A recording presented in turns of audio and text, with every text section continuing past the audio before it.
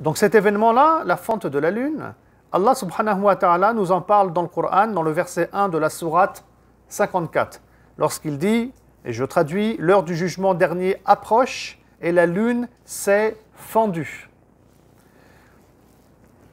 Alors, il y a eu un événement à l'époque du prophète sallallahu alayhi wa sallam à la Mecque. Donc on a des habitants de la Mecque qui ont exigé de voir un miracle. Si vraiment tu es un messager de Dieu, montre-nous un miracle. Par exemple, il y a la lune là, et bien fais en sorte qu'elle se fende en deux. Et le prophète sallallahu alayhi wa sallam va accepter et va faire un signe en direction de la lune qui va se fendre en deux.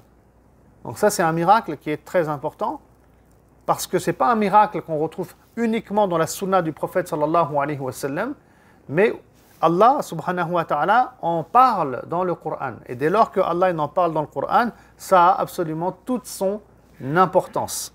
Hein? Le docteur Hamidullah ici, il explique que ce qu'il y a de miraculeux, alors il essaie d'apporter un peu de rationalité par rapport à cet événement, c'est sa vision des choses.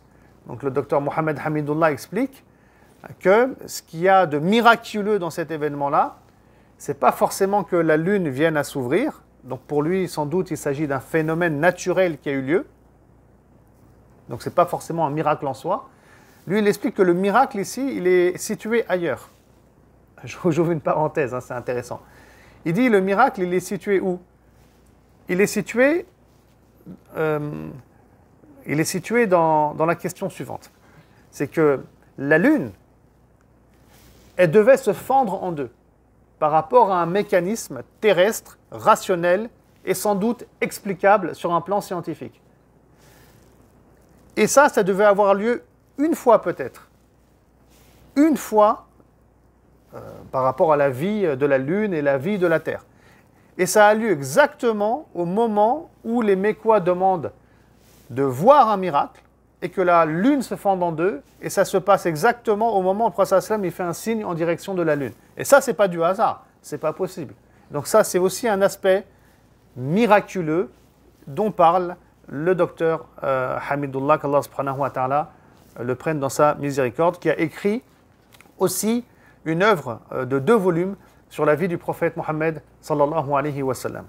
Alors je le cite souvent, le docteur Hamidullah, c'est quelqu'un aussi qui a vécu en France, il faut le savoir, hein, quelqu'un qui a été actif en France, c'était un chercheur, un universitaire, un da'i aussi, qui faisait des conférences dans les mosquées, et il est le premier musulman, je dis bien, à avoir traduit le Coran en langue française. Donc il fait partie de nos prédécesseurs en France qui ont fait un travail exceptionnel. Et son œuvre sur la sira du prophète sallallahu alayhi wa sallam, elle est assez complexe. Ce n'est pas une œuvre que je conseille aux débutants, mais sa complexité fait tout son charme en réalité. Donc c'est une œuvre intéressante pour ceux qui ont une grande lecture dans le domaine de la biographie du prophète Mohammed sallallahu alayhi wa sallam.